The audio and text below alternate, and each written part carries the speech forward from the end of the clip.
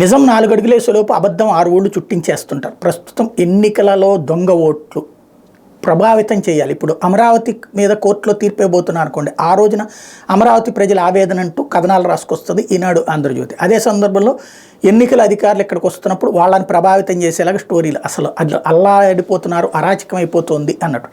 ప్రాక్టికల్గా ఇప్పటికీ 5,64,810 మంది అనర్హుల ఓట్లు తొలగించేసింది. ఈ విషయాన్ని అధికారికంగానే ప్రకటించింది ఎన్నికల సంఘం. అసలు పాయింట్ ఎక్కడ జరుగుతోంది గొడవ? కుప్పంతో పాటుగా సరిహద్దు ప్రాంతాల్లో ఉన్నటువంటి ఓట్లు సుదీర్ఘకాలం పాటు తెలుగుదేశం గ్యారంటీ విన్ అవుతున్నటువంటి సీట్లలో 30 నుంచి 40 వేల దొంగ ఓట్లు, అంటే అవతల ఉన్న కర్ణాటక, లేకపోతే అవతల ఉన్న తమిళనాడు, లేకపోతే అవతల ఉన్న ఒరిస్సా నుంచినో మన సరిహద్దులో అవతల రాష్ట్రాల్లో ఉన్న వాళ్ళకి అక్కడ ఓటు ఉంటుంది, ఇక్కడ ఓటు ఉంటుంది.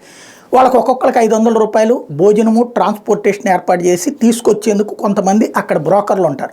వాళ్ళకి ఆ టైంలో 25,000 నుంచి 50,000 రూపాయలు డబ్బులు ఇస్తారు ఒకరోజు చేసి పెట్టినందుకు గాను.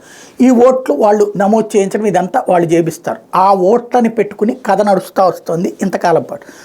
జగన్ అధికారంలోకి వచ్చిన తర్వాత పెద్దిరెడ్డి రామచంద్రారెడ్డి కుప్పం సంగతి తేల్చమన్న తర్వాత అక్కడ పెద్దిరెడ్డి రామచంద్రారెడ్డి కనిపెట్టినటువంటి అంశం అది. 40,000 ఓట్లు దొంగ ఓట్లోనే తమిళనాడు నుంచి వచ్చి ఇక్కడ ఓట్లు వేసిపోతుంటారు. దాన్ని కట్టడి చేశారు. ఆ దెబ్బతో కుప్పంలో మున్సిపాలిటీలు, పంచాయతీలు, కార్పొరేషన్లు, అట్లాగే ఎంపీటీసీ, జెడ్పీటీసీలో ఓటమి పాలైంది తెలుగుదేశం పార్టీ.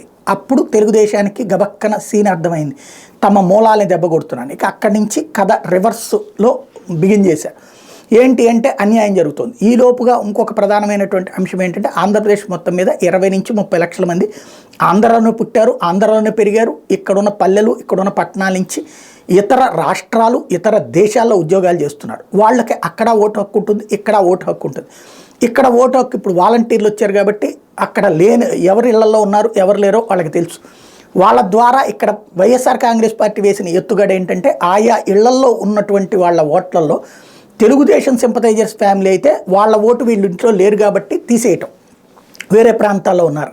అదే వైసీపీ వాళ్ళు అయితే కనుక వేరే రాష్ట్రాల్లో ఉంటున్నా ఆ ఇంట్లో లేకపోయినా సరే వాళ్ళ ఓటు ఉంచడం, ఇది చేసుకొస్తున్నారు. కాబట్టి దాన్ని కంట్రోల్ చేయడం కోసం ఇప్పుడు రివర్స్లో కంప్లైంట్ పెట్టడం అనేది తెలుగుదేశం పార్టీ చేస్తుంది. వైసీపీ వాళ్ళ ఇళ్లలో వాళ్ళు ఎవరు లేరో చూసి కంప్లైంట్ పెడుతుంది. వాస్తవంగా ఇది రాష్ట్రంలో నడుస్తున్నది. యథాతథంగా రాయడం కాకుండా ఎవరికి అనుకూలంగా వాళ్ళు రాస్తున్నారు కాబట్టి నిజాలు తెలియట్లేదు జనానికి.